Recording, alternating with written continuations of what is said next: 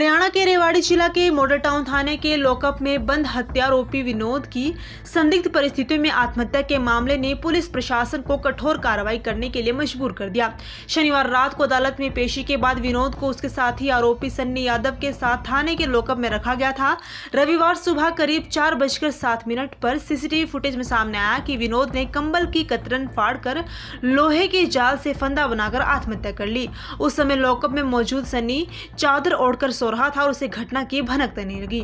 घटना के बाद पुलिस महकमे में हड़कंप मच गया और जांच शुरू की गई। जांच में लापरवाही सामने आने पर ड्यूटी पर तैनात मुंशी सिपाही वेद प्रकाश को निलंबित कर दिया गया, जबकि लॉकअप सुरक्षा में लगे होमगार्ड सुरेश और एसपीओ सतीश को तत्काल प्रभाव से सेवा से बर्खास्त कर दिया गया। इसके अलावा जांच अधिकारी सब इंस्पेक्टर राजेश के खिलाफ विभागीय जांच खोल दी गई है। विनोद के परिजनों के लिए ये खबर किसी बड़े सदमे से कम नहीं रही। विनोद अपने परिवार का इकलौता बेटा था। उसके माता पिता की पहले ही मौत हो चुकी थी।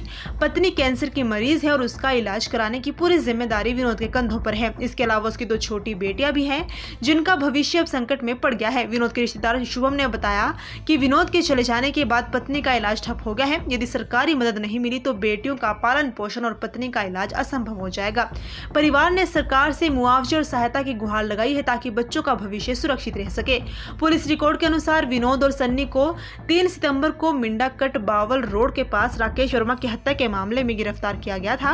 जांच में सामने आया था कि तीनों एक ही कमरे में किराए पर रहते थे और आर्थिक तंगी के कारण किराए को लेकर विवाद हो गया था।